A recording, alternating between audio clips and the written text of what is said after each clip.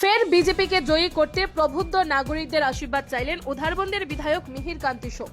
সোমবার উধারবন বিধানসভা ভিত্তিক প্রবুদ্ধ নাগরিক সভা অনুষ্ঠিত হয় শিলচর বঙ্গভবনে। সভায় বক্তব্য রাখতে গিয়ে তিনি বলেন, প্রবুদ্ধ নাগরিকদের আশীর্বাদ থাকলে বিজেপির জয় নিশ্চিত, আর বিজেপির সরকারই অন্যান্য স্থানের সঙ্গে উধারবন্দের আরো উন্নয়ন করতে সক্ষম হবে। এদিন উধারবন বিধানসভা অঞ্চলের বিভিন্ন প্রান্তের কয়েক শতাধিক আমন্ত্রিত নাগরিককে উত্তরীয় পরিয়ে সম্মাননা প্রদান করা হয়। এই আয়োজনের মাধ্যমে সমাজ গঠনে প্রবুদ্ধদের অবদানকে কৃতজ্ঞ চিত্তে স্মরণ করা হয় এবং তাদের প্রতি শ্রদ্ধা ও সম্মান প্রকাশ করেন বিধায়ক মিহির কান্তি সোম সহ দলীয় নেতৃত্ব। অন্যান্যদের মধ্যে বক্তব্য রাখেন প্রাক্তন সাংসদ ডাক্তার রাজদীপ রায়, বিজেপির প্রাক্তন জেলা সভাপতি বিমলেন্দু রায়, ডায়েটের প্রাক্তন প্রবক্তা কিশোর ভট্টাচার্য, প্রাক্তন কৃষক শরদিন্দু ভট্টাচার্য, কাছাড় জেলা পরিষদের চেয়ারম্যান কঙ্কন নারায়ণ সিকিদার ও সমাজসেবী বিজন বিহারী চক্রবর্তী। সঞ্চালনা করেন বিপ্লব বিশ্বাস। শুরুতে দেশাত্মবোধক সঙ্গীত পরিবেশন করেন উধারবন্দের শিল্পীরা। এর আগে ভারত মাতা, ডক্টর শ্যামাপ্রসাদ মুখোপাধ্যায় ও পণ্ডিত দীনদয়াল উপাধ্যায়ের প্রতিকৃতির সামনে প্রদীপ প্রজ্বলন করেন বিধায়ক সহ অন্যান্য অতিথিরা। উপস্থিত ছিলেন 3 মণ্ডলের দলীয় পদাধিকারী ও কার্যকর্তারা। উধারবন থেকে শিবাজি ধরের রিপোর্ট, নববার্তা টুডে।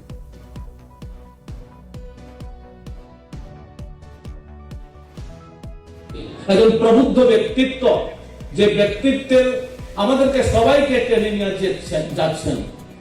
আমরা এই আমাদের শিলচরে প্রবুদ্ধ নাগরিক স্বর্গত কবীন্দ্র পুরকাইতের স্নেহধন্যে বড় হয়েছি, আর মৃত্যু কাল অবধি আমরা তার যে প্রেরণা, সেটা আমাদের জীবনের পথে চলার পথে, প্রত্যেকটা নাগরিকের পথে আমাদের ইন্সপিরেশন। আমরা তার মাধ্যমে উৎসাহিত হয়েছি। আজকে নবীন প্রজন্মের যারা রাজনীতিতে আসে, তাদের কাছে একটা অনুরোধ করব, যে কবীন্দ্রবাবু বারবার জীবনে হেরেছেন, কিন্তু হারার পরে যখন রাস্তায় হেঁটেছেন তখন বলেছেন সঙ্গী সাথীদের, গতবারের চেয়েও আমি একটু বেশি ভোট পেয়েছি। এই যে একটা কনফিডেন্স, এই যে একটা বুকের পাঠা, যদি বলি বুকের পাঠাটা এত বিশাল ছিল যে হারার পরে বলতে পারেন গতবারের থেকে আমি এবার বেশি ভোট পেয়েছি। এটা দীর্ঘ প্রয়াস, আর দীর্ঘ প্রয়াসে আজকের জায়গা আমরা এসেছি। আর গোবিন্দবাবু শুধু নয়, আমাদের প্রত্যেক প্রবুদ্ধ নাগরিক বলি, প্রত্যেকের ভিতরে এই সঞ্চারিত হওয়া দরকার। কখন ত্যাগের আহ্বান আসবে তখন ত্যাগও করতে হবে, কখন আমাদের দায়িত্ব নেওয়ার কথা আসবে তখন দায়িত্ব আমরা নেব, আর কখন অন্যজনকে আমরা ছেড়ে দেব রাস্তা, আর তার জন্য প্রস্তুত থাকতে হবে। এটা হচ্ছে ভারতীয় সংস্কৃতির অঙ্গ। আর সেই যে সাংস্কৃতিক আঙ্গিনায় আমাদের যে উত্থান, আমাদের দলের যে উত্থান, সেটা আমরা লক্ষ্য করেছি দীর্ঘদিন থেকে। 80 ইংরেজির দল শুধু নয়, সেটা শ্যামাপ্রসাদ মুখার্জির কোন দিন জীবনে ভারতীয় জনসংঘ রাষ্ট্র শাসনে আসবে এরকম কল্পনা নয়। কিন্তু যে সময় উনার উত্থান হয়েছে, তখন আরেক প্রবুদ্ধের সাড়া নিয়ে জনসংঘ তৈরি হয়েছে, আর এভাবে প্রবুদ্ধের দ্বারাই এটা সৃষ্টি হয়েছে। আজকে প্রবুদ্ধ যারা এখানে এসেছে, অনেকেই ঝুঁকি করে নেই, কিন্তু আমরা কবীন্দ্রবাবুর মৃত্যুর পর থেকে, যুগেন্দ্রদার মৃত্যুর পর থেকে দুটি পড়া রাজনীতি শেষ হয়ে গেছে বলে অনেকে ভাবি আমরা, আর হয়তো বা সেটাই। কিন্তু আমরা যদি সেই যে প্রবুদ্ধ নাগরিক, তাদের কথায় চলে, ভারতবর্ষ নিশ্চিতভাবে 2047 সালে বৈপ্লবিক জায়গায় যাবে। তার কাম শুরু হয়েছে বিগত 11 বছর থেকে। যে কাজগুলো চলছে সেগুলো কিন্তু সেই জায়গায় যাওয়ার মতন এতক্ষণও সেই জায়গাটায় আসেনি। আমরা উঠতে শিখেছি শুধু, কিন্তু এখনো আমরা ঠিক সমান্তরাল ভাবে আকাশের পথে ফ্লাই করবে, একটা প্লেনের মতন যাত্রা করতে পারিনি। আমরা শুধু উঠছি এখন। আর তার জন্য আমি একবার গোবিন্দবাবুকে বলেছিলাম, আমাদের পদ্মফুলটা কেন আমরা আমাদের সিম্বল হিসেবে নিলাম। তো গোবিন্দবাবু আমাকে বলছিলেন যে তুমি কিছু জানো না, তুমি তার বোকা ছিল, কিছু বইপত্র পড়াশোনা করো। পদ্মফুলটা বলছেন উনি, ওনার কথায়, এটা ব্রহ্মাণ্ডের সবচেয়ে পবিত্র একটা আসন, আর সেই জায়গায় ভারতীয় জনতা পার্টি ভারত মাতাকে প্রতিষ্ঠিত করেছে। আর সেই জায়গায় পূজারী হিসাবে আমাদের হেডগোয়ার থেকে ধরে, আর শ্যামাপ্রসাদ মুখার্জি, দীনদয়াল উপাধ্যায় থেকে ধরে, আজকের দিনে আমরা বলবো বাজপেয়ীজি, আদবানিজি, নরেন্দ্র মোদীজি, অমিত শাহজি, আর আপনারা, আমরা এই সমস্ত ভারতবর্ষের বিভিন্ন রাজ্যের মুখ্যমন্ত্রীগণ, আপনারা এখানে বসাচ্ছেন, সবাই সেই পূজার স্থানে শেষ লাইনে আছি। আমরাও পূজা করছি ভারত মাতার, আর সেই পবিত্র আসলে ভারত মাতার। আমি আশা রাখি যেভাবে একটু আগে আমার সভাপতি সহ সবাই বলেছেন যে আমরা মেধাবী বেসিকে যে মেরিট বেসিসে যে আমাদেরকে যে আজকে যাদের চাকরি হয়েছে কোনো ঘুষ দিতে হয়নি। বিগত সরকারের আমলে নেতা মন্ত্রীদেরকে ঘুষ দিতে হয়েছিল, তারপর চাকরি হয়েছিল।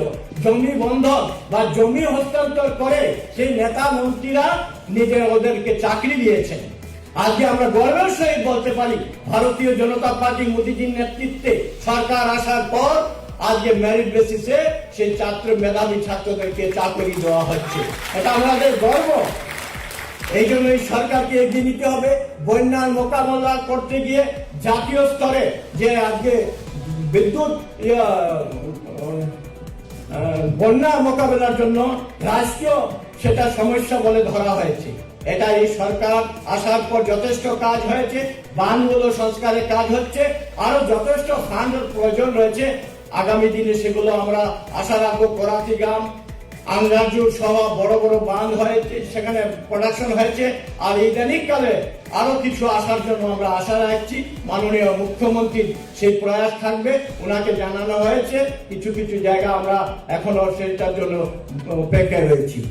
আমি আশা রাখি আগামী দিনে এই যে রেশন কার্ডের ক্ষেত্রে আমাদের সরকার যথেষ্ট হয়েছে, ট্রান্সপারেন্সি এসছে। আগে রেশন 3 মাস যেত, 1 মাস গায়েব হয়ে যেত। আজকের দিনতে কিন্তু পাঁচ মেশিনের মাধ্যমে সেগুলো রেশন পাচ্ছে। কোন লুটের যে ব্যবস্থা সেগুলো সব বন্ধ হয়ে গেছে, অনলাইন ব্যবস্থা হয়েছে। আর আমরা সবাই অনলাইনে থাকার কারণে আমরা এগুলো উপকৃত হচ্ছি। আমি আপনাদের আশীর্বাদ চাই আগামী দিনে যাতে উদাহরণকে আরো সুন্দর করতে পারি, সমগ্র বরাক উপত্যকা যাতে একটা সুন্দর হয়। মাননীয় মুখ্যমন্ত্রী আমাদের বরাকের দুজন মন্ত্রীকে দিয়েছেন।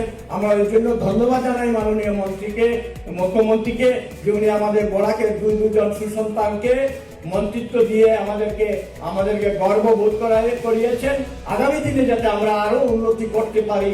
এখানে একটা আজকে আমার মনে খুব ভালো লাগছে যে প্রতিটা নাগরিক আমি দেখছি যারা সত্যিকারের যারা পূজনীয় ব্যক্তি, আপনারা সবাই আমার পূজনীয়। আপনাদের চরণে আমার প্রণাম। আমরা যাতে যাকে দেওয়া হয় সেই ব্যক্তিকে যাতে আমরা ভারতীয় জনতা পার্টি সেইভাবে আমরা সম্মান জানাতে পারি, সেই আশাটুকু রেখে আপনাকে প্রত্যেকে ধন্যবাদ জানিয়ে আমি আমার বক্তব্য শেষ করছি। একসঙ্গে সবাই বলুন, ভারত মাতা কি, ভারত মাতা কি। ধন্যবাদ।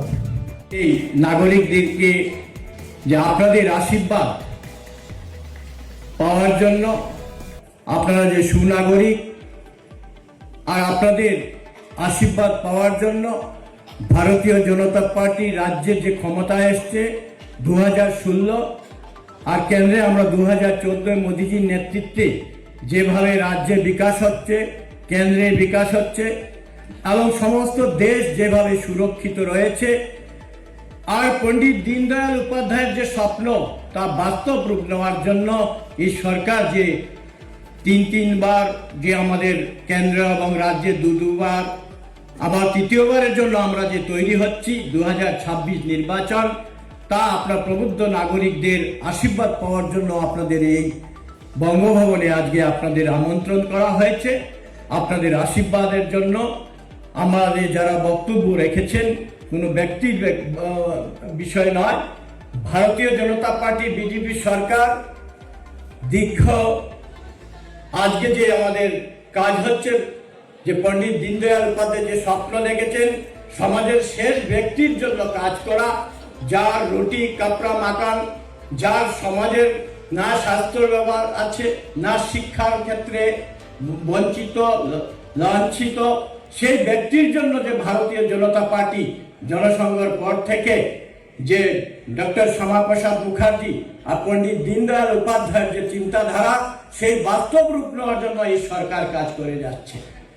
আর আমি স্মরণ করতে চাই আমাদের রাজনীতি গুরু, আমাদের প্রধান রাজনীতি নেতা শ্রী গোবিন্দ পুরকায়স্থ মহাশয়, উনার আশীর্বাদ পেয়ে আমরা আজকে রাজনীতির মঞ্চে আছি। এবং ভারতীয় জনতা পার্টি যে মূল উদ্দেশ্যই হচ্ছিল সমাজের সেবা করা, সেই মানসিকতা নিয়েই আমরা কাজ করে যাচ্ছি। সমস্ত ক্ষেত্রে আমি যদি বলতে চাই, আমাদের প্রথম 2016 আগে উধারবন তথা সমগ্র আসামের রাস্তাঘাট দুর্দশার সীমা ছিল না। কাশীপুরের রাস্তা কত অঘটন ঘটেছিল, শিলচর ভিপি রোড বলেন কেন, আমি আমার সমষ্টি কোথায় বলছি, কত অ্যাক্সিডেন্ট, কত মার জীবনহানি, কত সন্তান হারিয়েছেন, এইরকম বলে লাভ নেই। গত বিষয়গুলো সবাই অবগত আছেন। আর আমি রাস্তার ব্যাপারে যদি বলি, এবং সেই চা বাগানগুলোর ভেতরে তো কোনো রাস্তাই ছিল না, সরকারি রাস্তা।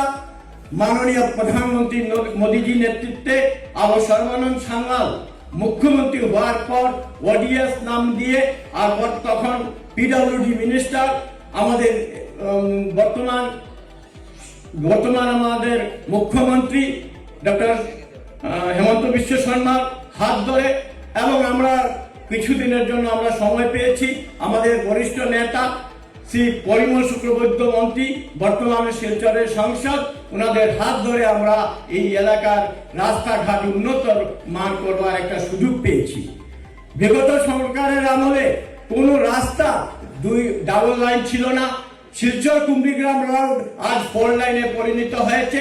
তা মাননীয় কেন্দ্রীয় মন্ত্রী গাডকারিজির হাত ধরে এবং সর্বানন্দ সান্যাল উনার হাত ধরে আমরা করতে পেরেছি, এবং সেই সময় বিভিন্ন রাস্তাঘাট আমরা করবার সুযোগ পেয়েছি। ঠিক তদ্রুপ গ্রাম বাগানের ছাড়াও আমরা স্কুলগুলোর পরিকাঠামো তৈরি করবার একটা সুযোগ পেয়েছি, এবং সেই পরিকাঠামো 7 কোটি 8 কোটি। আর আজকে আমাদের সৌভাগ্য যে আমাদের শিলচর এলাকাও আমরা উধারবন্দে অন্তর্ভুক্ত হয়েছে। জেলাধিপতির অফিস সহ জানিগঞ্জের এলাকা, মালুগ্রাম, ঘনিয়ালা, ছোট দুধ পাতিল, হাতিচড়া, আর আমার সেই আগে যে আমরা কাজ করেছি বিগত সময়ে ডিলিমিটেশনের পূর্বে, যে জয়পুর হরিনগরের 5টা জিপি আমার বর্তমানে লক্ষ্মীপুরের সঙ্গে অন্তর্ভুক্ত হয়েছে, যার ফলস্বরূপ আমার সরকার বিভিন্ন উন্নয়নমূলক স্বাস্থ্য পরিকাঠামোর ক্ষেত্রেও আমরা হসপিটালকে একটা পূর্ণ রূপ নিতে পেরেছি। আর তা আপনাদের জনগণের আশীর্বাদে সেটা সম্ভবপর হয়ে উঠেছে। আর আপনারা দেখেছেন যে একের পর এক সেই মাননীয় মুখ্যমন্ত্রী করোনা মহামারীর সময় যেভাবে আমাদেরকে সাহায্য করেছেন, এই প্রত্যন্ত এলাকায় সেই ব্যবস্থা নিয়েছে। কি মুখ্যমন্ত্রী সহ প্রধানমন্ত্রী যেভাবে করোনার সময় আমাদেরকে যে 22 দিনের মাথায় ভ্যাকসিন তৈরি করে ভারতীয় বৈজ্ঞানিকরা তৈরি করে ভারতবাসীকে বাঁচিয়েছেন, সঙ্গে বিদেশের মানুষকেও মোদীজির নেতৃত্বে, মোদীজির যে এই করোনা মহামারীর সঙ্গে মোকাবেলা করতে আমরা জয়ী হয়ে আজকে আমরা এখানে অনেক নিজের স্বজনকে হারিয়েছি ঠিকই, কিন্তু